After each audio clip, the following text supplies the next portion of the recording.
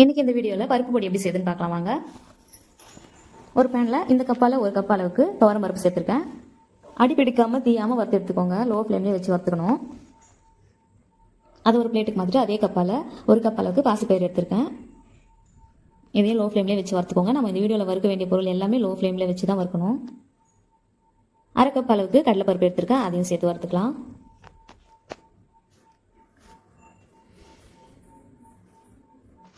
முக்கால் கப் அளவுக்கு பொட்டுக்கடலை எடுத்திருக்கேன். இதையும் வறுத்து பிளேட்டுக்கு மாற்றி வச்சிடலாம்.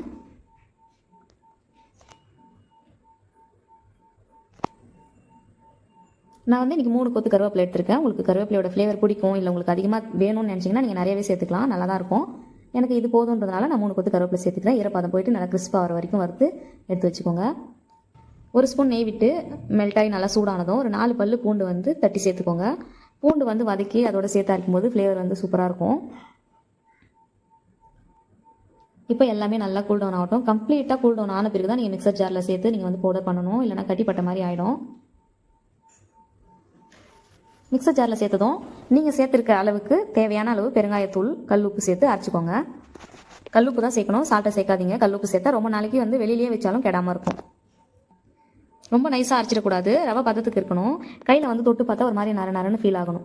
அந்த அளவுக்கு அரைச்சிக்கோங்க. ரொம்ப நைஸாக இருந்தாலும் சாதத்தோடு சாப்பிடும்போது தொண்டையில் சிக்கிற மாதிரி இருக்கும். எவ்வளோ தான் நெய் நல்லெண்ணெய் விட்டு சாப்பிட்டாலும் அதுக்காக கொஞ்சமாக ரொம்ப நரநரம் இருந்தாலும் அங்கே கடிப்படுற மாதிரி இருக்கும்.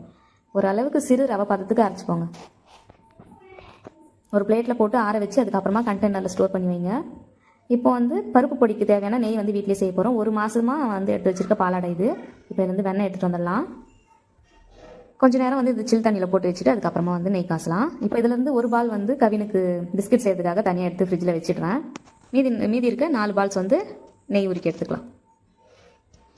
இந்த வெண்ணெயை வந்து பிஸ்கட் செய்ய யூஸ் பண்ணிக்கலாம். மீதி இருக்கிறது நெய் ரெடி பண்ணிக்கலாம். நம்ம வீட்டில் செஞ்ச பருப்பு பொடி, வீட்டிலே செஞ்ச நெய், இது ரெண்டும் சேர்த்து சாப்பிடும்போது அதோட அரோமா சூப்பராக இருக்கும். நீங்கள் வீட்லேயே ட்ரை பண்ணி பாருங்கள். வீட்லேயே பருப்பு பொடி, நெய் எதாக இருந்தாலும் அதை ட்ரை பண்ணி பார்த்துட்டு எப்படி இருந்துச்சுன்னு எனக்கு கமெண்ட் பண்ணுங்கள்.